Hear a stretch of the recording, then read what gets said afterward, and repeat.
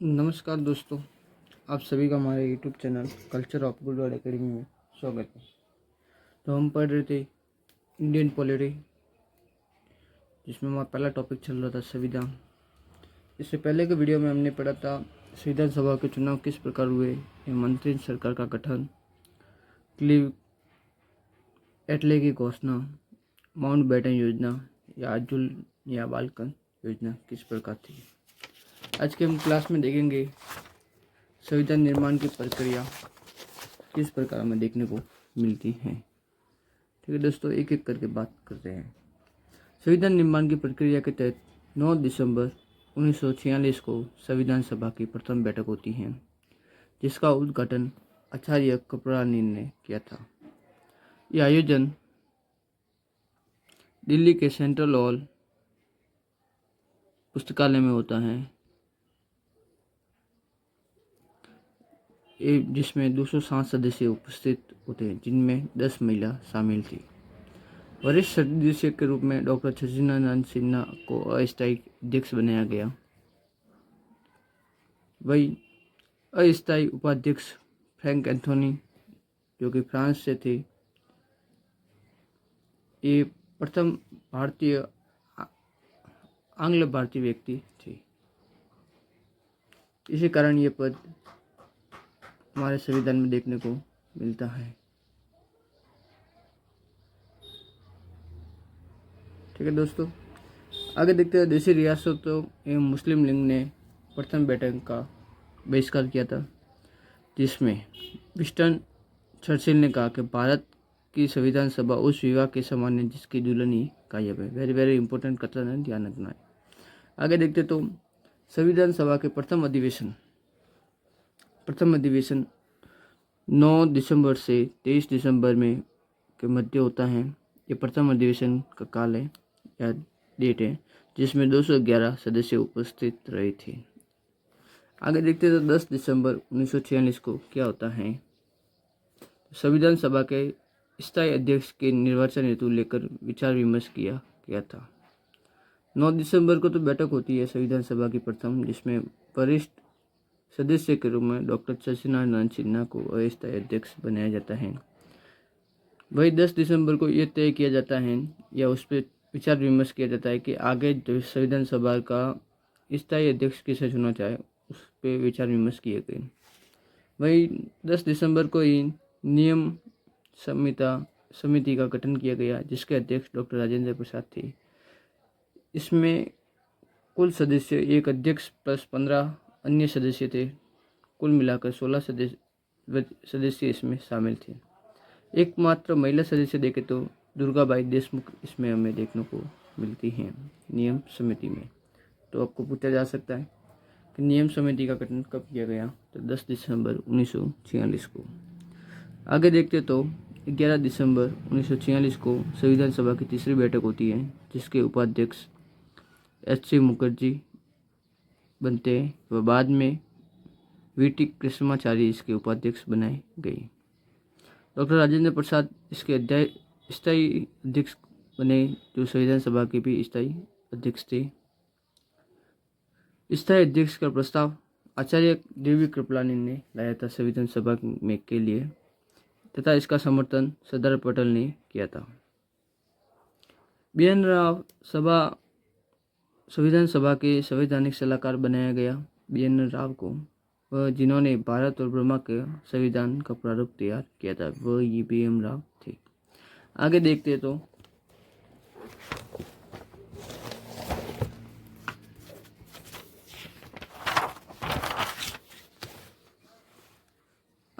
दोस्तों 12 दिसंबर 1946 को संविधान सभा में उद्देश्य प्रस्ताव को लेकर विचार विमर्श हुआ, लेकिन मुस्लिम लीग के बहिष्कार से ये पेश नहीं किया गया था। 13 दिसंबर 1946 को जवाहरलाल नेहरू ने संविधान सभा में उद्देश्य प्रस्ताव पेश किया, लेकिन ये पारित नहीं हुआ।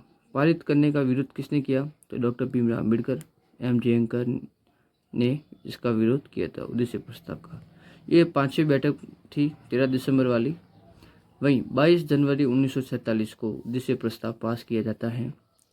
उद्देश्य प्रस्ताव ही प्रस्तावना का आधार है, इसीलिए प्रस्तावना को उद्देशिका कहते हैं। हमारे सामने क्वेश्चन आता है कि प्रस्तावना को उद्देशिका क्यों कहते हैं? क्योंकि उद्देश्य प्रस्ताव ही प्रस्तावना का आधार है, मेन आधार स्तंभ है।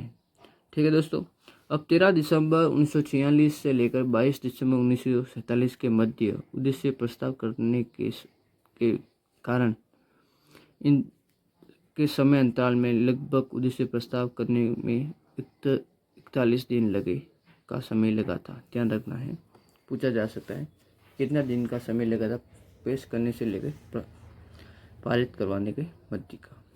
आगे देखते हैं तो 29 अगस्त 1947 को प्रारूप या पांडुलेखन या मसौदा समिति का गठन किया जाता है, जिसमें डॉक्टर भीमराव अम्बेडकर को अध्यक्ष बनाया जाता है।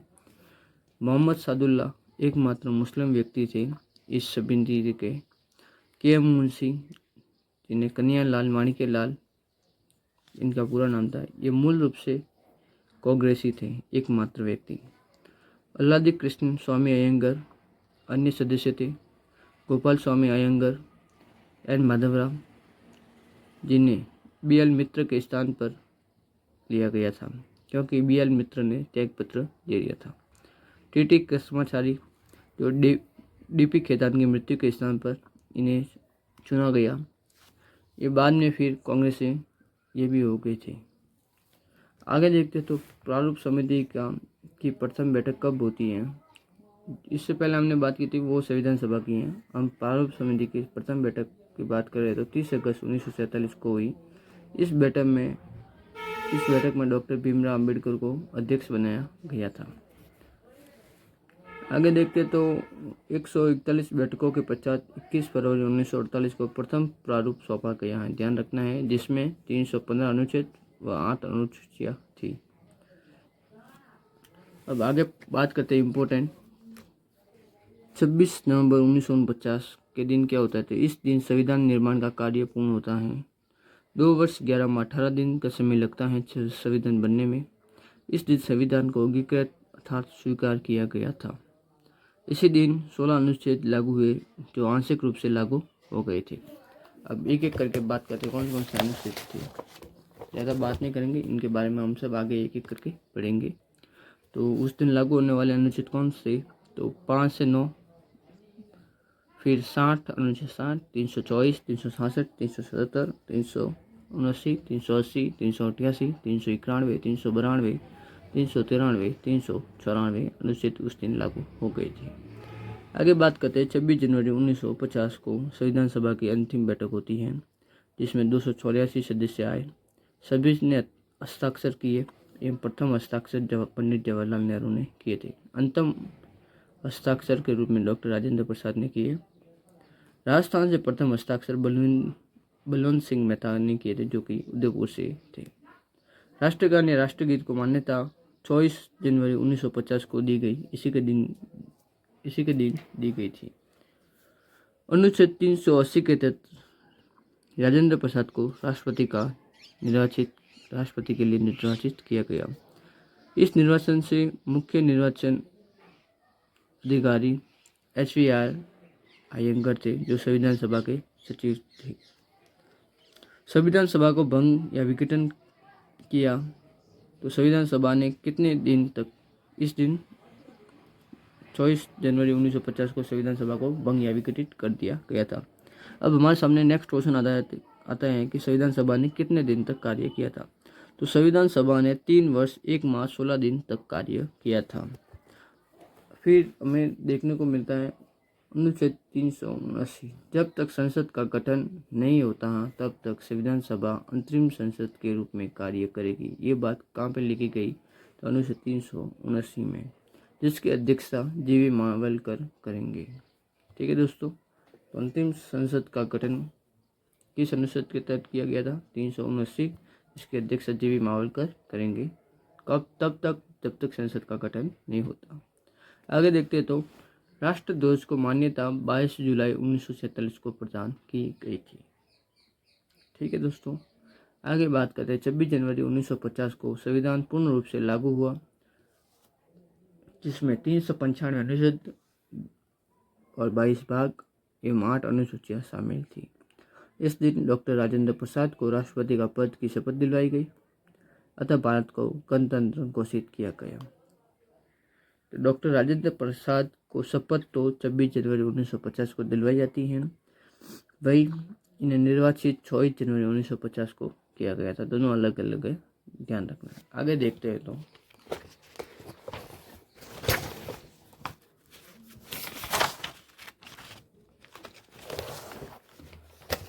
संविधान सभा से संबंधित महत्वपूर्ण तथ्य कौन कौन से देखने को मिलते हैं। तो उपाध्यक्ष संविधान सभा के प्रथम दे H.C. मुखर्जी, इनका प्रस्ताव पट्टाभी सीतारमैया ने रखा था कि संविधान सभा के लिए एक उपाध्यक्ष होना जरूरी है। ये 25 जनवरी 1944 को उपाध्यक्ष बने थे। वही दूसरे उपाध्यक्ष वी टी कृष्णाचार्य थे। ये देशी रियासतों की ओर से थे। 16 जुलाई 1947 को ये उपाध्यक्ष बनते हैं। संविधान सभा के सचिव एच वी आर अयंगर थे। वहीं 13 मई 1949 को भारत ने राष्ट्रमंडल का सदस्य बन गया था। ध्यान रखना है कब बना था राष्ट्रमंडल का सदस्य, 13 मई 1949 को। संविधान का प्रतीक क्या था? तो हाथी था। संविधान की मूल भाषा कौन सी थी? तो अंग्रेजी। बसंत कृष्ण वेद ने संविधान को हिंदी में अनुवादित किया था। संविधान के सुलेखन का कार्य अर्थात लिखने का कार्य प्रेम बिहारी नारायण रायजादा ने किया था। यहाँ पे विवाद आता है कि सुलेखन अर्थात लिखने का कार्य प्रेम बिहारी नारायण रायजादा ने किया था।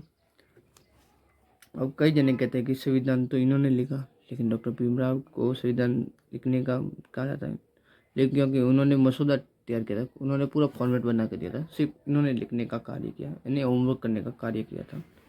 अब इन्होंने इटैलिक शैली में अर्थात इंग्लिश भाषा में लिखा था।